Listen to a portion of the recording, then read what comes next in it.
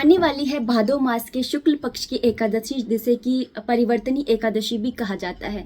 इसे जलझूलनी एकादशी के नाम से भी जाना जाता है। जलझूलनी एकादशी पे बहुत सारी जगह पर जो है एक यात्रा निकलती है, उनकी एक झूला टाइप मतलब एक डोली निकलती है, जिसके नीचे से ना बच्चों को निकाला जाता है, जिससे कि ना उनकी लंबी उम्र हो जाती है।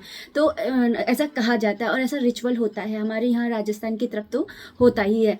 तो इसे जो ये परिवर्तनी एकादशी है ये कब रहेगी, इसका पारण का समय क्या रहेगा, और इस पे ना परिवर्तनी एकादशी पे हमें किन चीज़ों का भोग लगाना चाहिए, इसी के साथ साथ है ना परिवर्तनी एकादशी का व्रत जो है वो किस तरह से करना चाहिए, संकल्प किस तरह से लेना चाहिए, तो ये सभी चीज़ें जो है आज के वीडियो में जानेंगे। तो सबसे पहले जान लेते हैं कि परिवर्तनी एकादशी एक ऐसी एकादशी है जिसको करने मात्र से हमें मोक्ष की प्राप्ति होती है। अगर आपके जीवन में आर्थिक समस्या चल रही है तो उस समस्या से आपको निजान मिलता है, और साथ ही साथ इस एकादशी को करने से आपके जितने भी मनोरथ होते हैं वो सभी पूर्ण होते हैं। कहा जाता है कि ना भगवान जो है, भगवान विष्णु जो है वो क्षीर सागर के अंदर ना पाताल लोक के अंदर ना 4 मास के लिए, चतुर्मास के लिए ना सोए हुए हैं, और इस मास में यानी परिवर्तनी एकादशी वाले दिन वो करवट चेंज करते हैं, मतलब कि करवट बदलते हैं।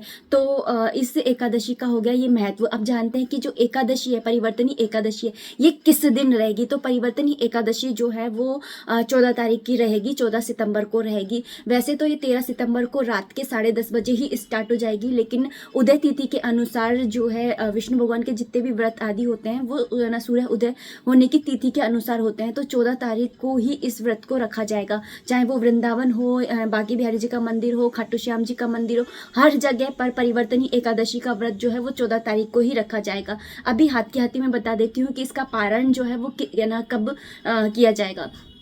तो इसका पारण जो है वो 15 तारीख को किया जाएगा, और पारण का समय जो है वो है सुबह के 6:06 से लेकर के और सुबह के 8:34 तक के बीच में आपको पारण कर लेना होता है।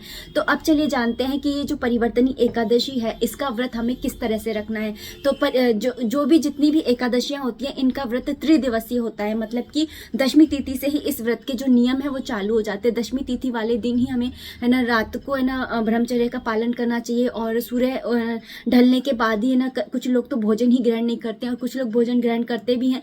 तो चावल आदि है, प्याज है, मदिरा पान है, मांस मछली, यानी कि जो तामसिक भोजन होते हैं उनका हमें उपयोग नहीं करना चाहिए। उसके बाद में ना इस तरह से पूरा करने के बाद में दशमी तिथि वाले दिन सारे नियमों का पालन करने के बाद में जब एकादशी की तिथि आती है तो हमें सुबह ब्रह्म मुहूर्त में उठ जाना चाहिए। उठने के बाद में आपको अपने दरवाजे पर जल छिड़क कर आना चाहिए। उसके बाद में आपको स्नान आदि से निवृत्त होना चाहिए। स्नान करते समय आपको आपके जो नहाने का जल है उसके अंदर आपको कुछ ना कुछ मिला देना चाहिए, जैसे कि आप हल्दी मिला सकते हैं, या 3 नदियों का जल मिला सकते हैं, सप्त नदियों का जल मिला सकते हैं, या किसी एक नदी का जल भी आप मिला करके स्नान कर सकते हैं। उसके बाद में बारी आती है आपको जो कपड़े होते हैं वो पीले रंग के कपड़े पहनने होते हैं, क्योंकि भगवान को पीले वस्त्र, जो पीला रंग जो है वो बहुत ज़्यादा पसंद होता है। तो इस दिन अगर आप पीले रंग के वस्त्र धारण करते हैं चाहे आप एक रुमाल ही क्यों ना रखें अपने पास में, तो भगवान जो है वो प्रसन्न होते हैं। उसके बाद में स्नान करने के बाद में आपको है ना तुलसा जी के यहाँ पर दिया अर्पित करना चाहिए, परिक्रमा करनी चाहिए, और उसके बाद में ना सूर्यनारायण भगवान जी को जल अर्पित करना चाहिए। सूर्यनारायण भगवान जी को जल अर्पित करने के बाद ही जो ये व्रत है वो प्रारंभ होता है। और आपको मंदिर में आकर के अगर आपके पास में लड्डू गोपाल जी हैं या फिर राधा कृष्ण की श्री विग्रह है तो आपको उनको स्नान कराना चाहिए, पंचामृत से स्नान कराना चाहिए। अगर आपके पास में समय की कमी है तो कम से कम एटलीस्ट आपने खुद ने जैसे स्नान किया है कि हल्दी का पानी मिलाकर, या 3 नदियों का जल मिला करके, या सप्त नदियों का जल मिला करके, वॉटेवर जैसे भी आपने ना स्नान किया है वैसे ही आप अपने लड्डू गोपाल जी को स्नान करा दीजिए। स्नान कराने के बाद में उन्हें आप है ना पीले रंग के वस्त्र धारण कराइए। कुछ जगहों पर सफ़ेद रंग के वस्त्र भी धारण कराए जाते हैं, तो आप सफ़ेद रंग के वस्त्र भी धारण करा सकते हैं। फिर उसके बाद में आपको है ना दिया प्रज्वलित करना है, और एक लोटे में जल भर करके रखना है, और अपने हाथों पर ना फूल, सिक्का, सुपारी, ये सारी चीज़ें ले करके, और तिल, सफ़ेद तिल, इनमें से कोई भी चीज़, एक चीज़ या फिर सारी ही चीज़ें ले करके, और आपको संकल्प लेना है। आपको इतना ध्यान रखना है कि जितने भी व्रत होते हैं उनमें चावलों का यूज़ किया जाता है संकल्प लेते समय, लेकिन एकादशी के व्रत में कभी भी चावलों का उपयोग नहीं किया जाता है। चावलों की जगह आप तिल का यूज़ कर सकते हैं, फूल और जल का कर सकते हैं। अगर कुछ भी नहीं है तो आप खाली जल का ही कर लीजिए।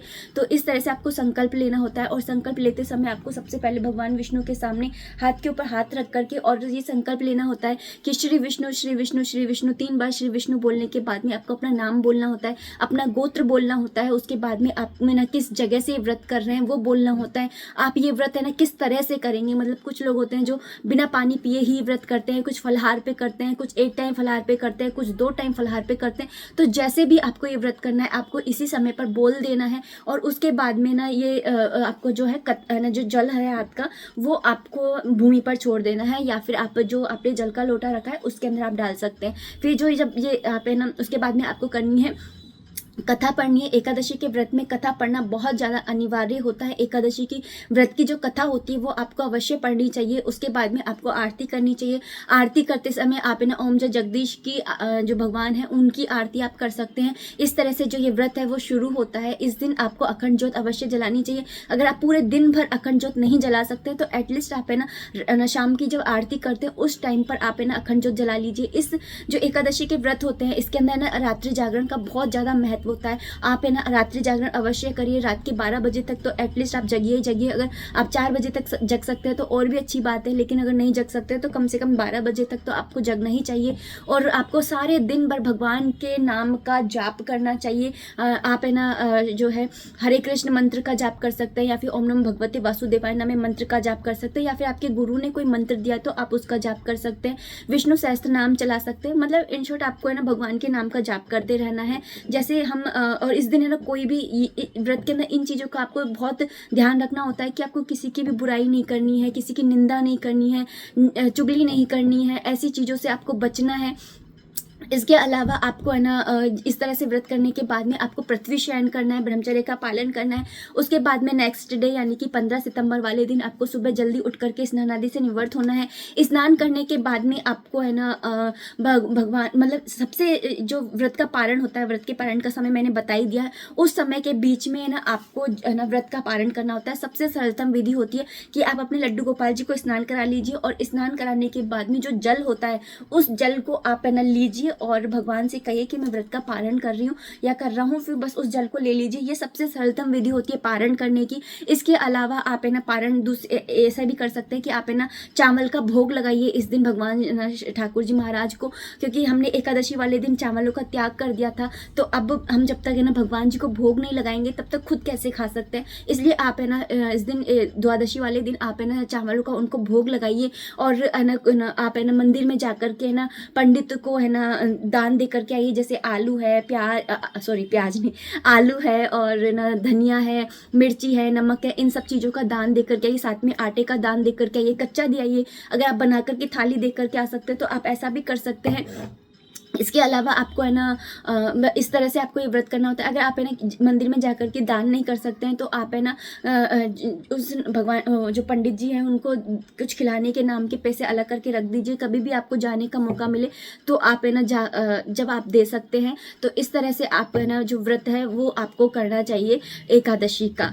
तो यही थी एक छोटी सी वीडियो मुझे पूरी उम्मीद है कि आपको समझ में आ गया होगा कि परिवर्तनी एकादशी का व्रत आपको किस तरह से रखना है। और साथ ही साथ मैं ये भी बताती चलूँ कि परिवर्तनी एकादशी पर जो हमारे ठाकुर जी हैं, हमारे लड्डू गोपाल जी हैं, उनको किस चीज़ का भोग लगेगा। तो इस दिन है ना केला है, खीरा है, इनका भोग लगाया जाता है। साथ ही है ना दूध है, दही है, इन चीज़ों का आप है ना भोग लगा सकते हैं। इनको बहुत ज़्यादा पसंद आते हैं। तो चलिए अब इस वीडियो को इतना ही रखते हैं। और अगर आपके मन में कोई भी प्रश्न है, कोई भी क्वेरी है तो आप है ना कमेंट बॉक्स के थ्रू मुझे कर सकते हैं। मिलते हैं नेक्स्ट वीडियो में, तब तक के लिए राधे राधे, हरे कृष्णा।